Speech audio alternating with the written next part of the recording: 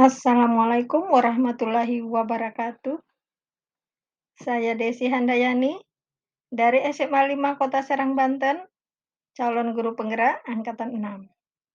Saya akan memaparkan jurnal refleksi ke-12, modul 2, praktik pembelajaran yang berpihak pada murid. Jarak antara cita-cita dan kenyataan adalah aksi nyata. Tujuan pembelajaran khusus membagikan pemahaman tentang implementasi pembelajaran sosial dan emosional dengan 4 indikator, yaitu pengajaran eksplisit, integrasi dalam praktek mengajar guru dan kurikulum akademik, penciptaan iklim kelas dan sekolah, dan penguatan kompetensi sosial dan emosional pendidik dan tenaga kependidikan di sekolah, dan serta merefleksikannya. Jurnal refleksi yang kita gunakan yaitu model refleksi 4F atau 4P. Fact atau peristiwa, ceritakan pengalaman Anda mengikuti pembelajaran pada minggu ini. Feeling atau perasaan, bagaimana perasaan Anda selama pembelajaran minggu ini.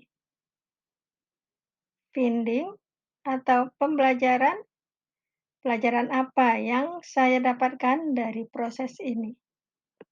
Future atau penerapan, apa aksi atau tindakan yang akan saya lakukan setelah belajar dari peristiwa ini. Fact atau peristiwa.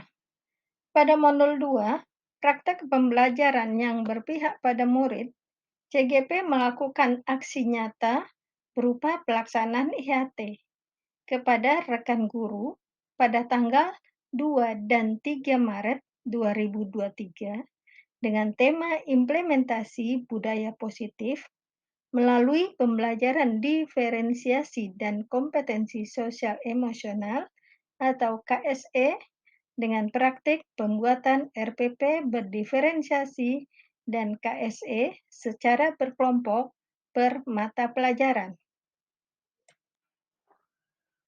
Ini adalah undangan kegiatan dan jadwal kegiatan.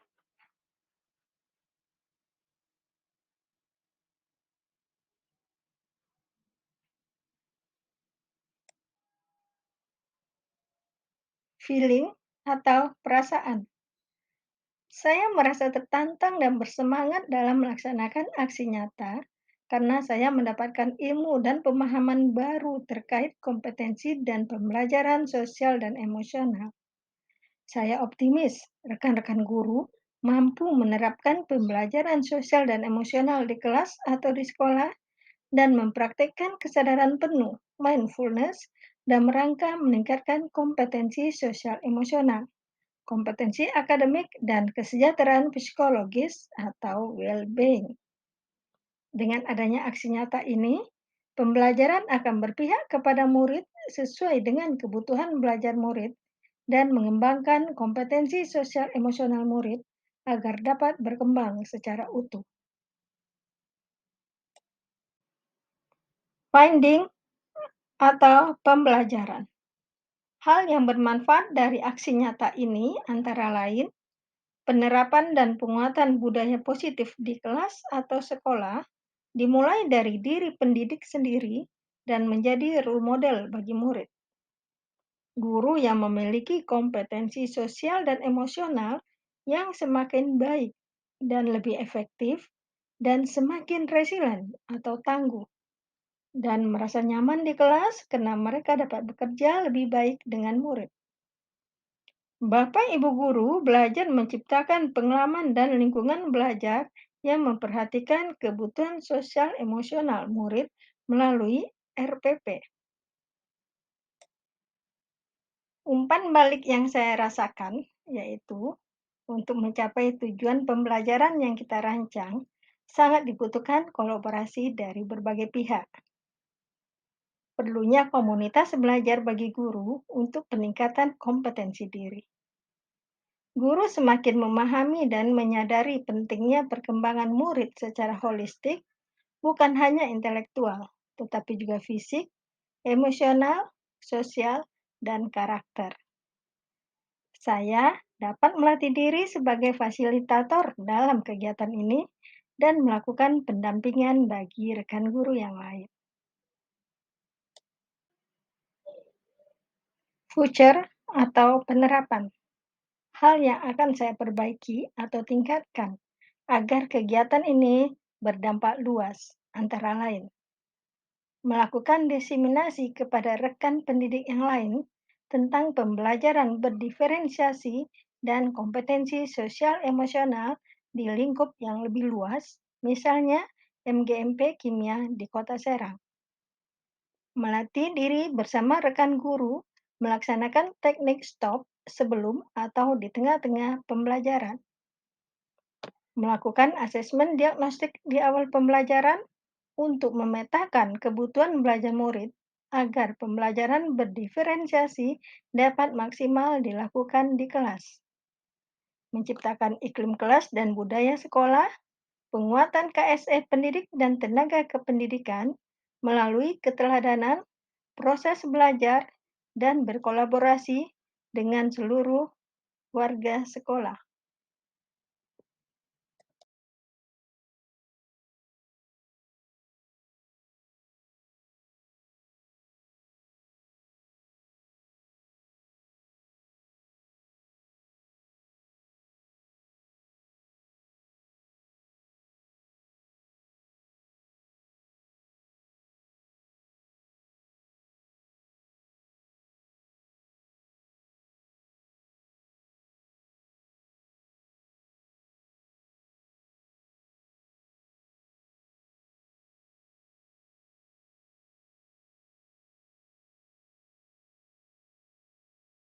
Nasional yang akan disampaikan oleh Ibu Desi Handayani SPD selaku guru CGP dari SMA Negeri 5 Kota Serang. Kepada Ibu Desi Handayani SPD disilakan.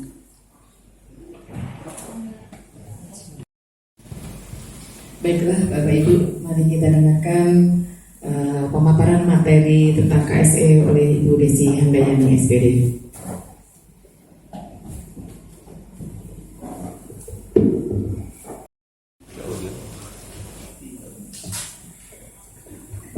Assalamualaikum warahmatullahi wabarakatuh.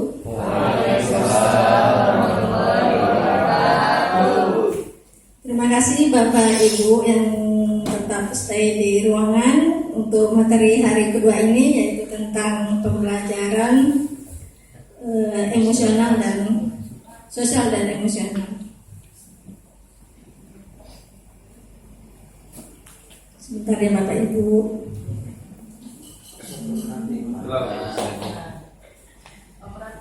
Bukan apa Pak, pegel soalnya video.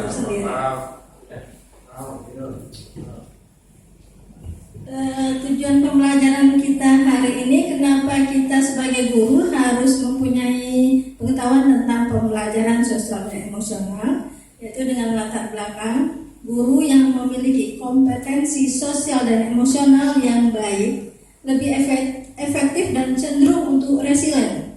Resilient itu tangguh dan merasa nyaman di kelas karena mereka dapat bekerja lebih baik dengan murid.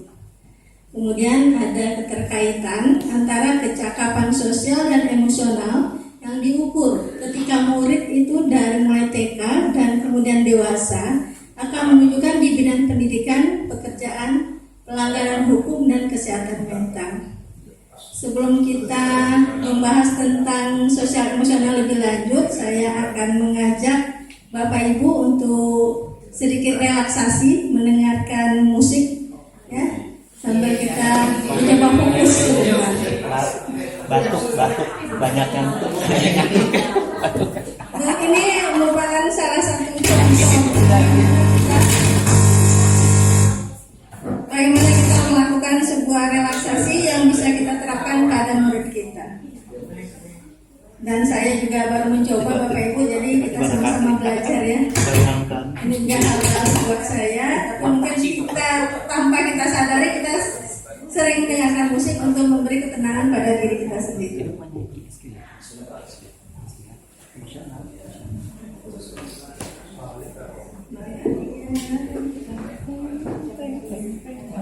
Musik yang ngambil di YouTube ini Bapak Ibu.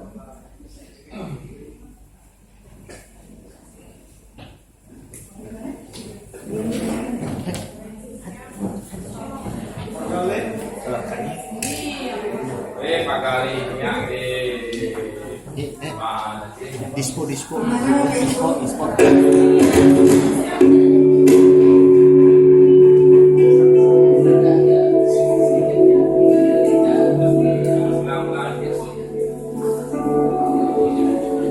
Saya mohon Bapak Ibu bisa memberikan fokus pada musik yang akan kita dengarkan untuk menghentikan segala aktivitasnya.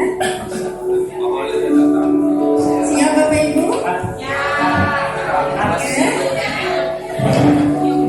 Mohon didengarkan dengan konsentrasi dulu. Diharapkan Bapak dan Ibu mengambil posisi yang nyaman.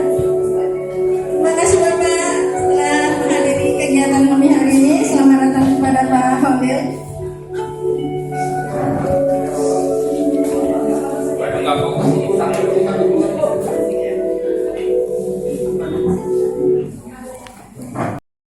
Mohon izin Bapak kita lanjutkan sebentar. Mohon kepada Bapak Ibu untuk dapat mengambil posisi yang nyaman. Pastikan dapat bergerak leluasa dan usahakan tidak terlalu berdekatan dengan tidak menyentuh orang lain. Bapak Ibu dapat memilih duduk di kursi atau berdiri. Kalau menurut Bapak dan Ibu sudah nyaman, Bapak dan Ibu boleh memejamkan mata atau membiarkan matanya tetap terbuka selama kita melakukan latihan relaksasi ini. Mohon untuk bersikap tenang atau tidak bersuara agar kita dapat memulai latihan relaksasi. Bagaimana Bapak Ibu? Marilah kita sekarang memperhatikan nafas kita. Bernafaslah secara alami, tidak perlu mengubah daya pernapasan kita. Tidak perlu memperdalam atau memperpanjang nafas kita. Kita hanya perlu memperhatikan nafas kita baik-baik. Apakah nafas kita cepat, lambat, dangkal, dalam? Mari kita perhatikan pernapasan kita selama ini selama 1 menit.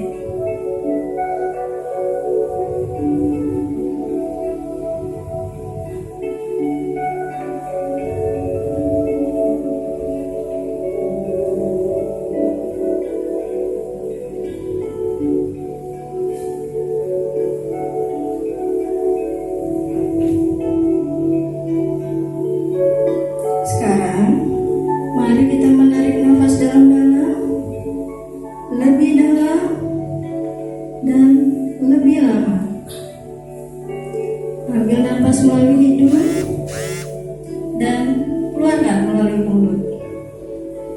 Berikutnya, mari kita kembali menarik nafas dalam-dalam dan tahan nafas selama hitungan ketiga. 1, 2, 3. Kemudian buang secara perlahan-lahan dalam 3 hitungan. 1, 2, 3. Mari bersama-sama kita ambil nafas panjang dan dalam, lalu hembuskan secara perlahan. Kembali kita ambil nafas panjang dan dalam, lalu hembuskan secara perlahan. Terus lakukan Bapak Ibu sampai kita merasa tenang dan siap untuk menerima arahan dan pembelajaran secara bersama-sama pada hari ini.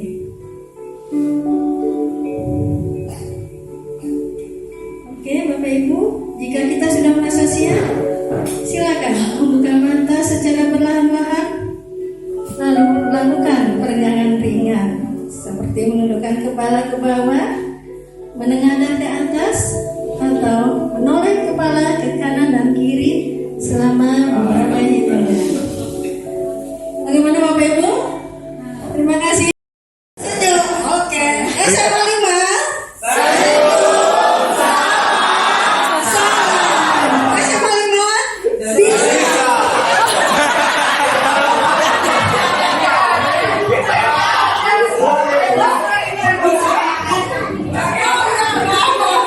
Kita ulangi biar potanya. Siapa? Salah. SMA 5. Bisa. Oke Bapak Ibu, mari. SMA 5.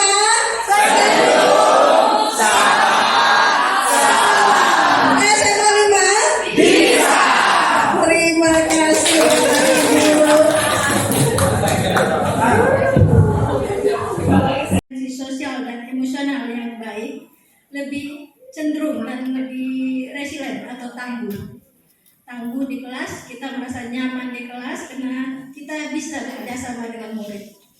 Kemudian untuk muridnya sendiri, jika murid yang cakap sosial dan emosionalnya itu sudah diteliti, murid yang cakap sosial emosional dari tingkat TK sampai dewasa untuk bidang pendidikan, pekerjaan, pelanggaran hukum dan kesehatan mentalnya itu jauh lebih baik daripada murid yang kecakapan sosial emosionalnya agak kurang.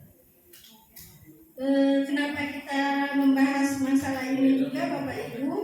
Karena mungkin kembali ke filosofi pembelajaran Ki Hajar Dewantara, di mana seorang guru itu adalah penuntun segala kekuatan kodrat yang ada pada anak, agar sebagai manusia dan sebagai anggota masyarakat, anak kita dapat mencapai keselamatan. Setelah kegiatan IHT ini berlangsung, ada beberapa tugas yang harus dikerjakan oleh rekan-rekan guru. Antara lain, melakukan refleksi diri, melakukan tes terhadap materi IHT, kemudian pengumpulan RPP berdiferensiasi dan kompetensi sosial emosional.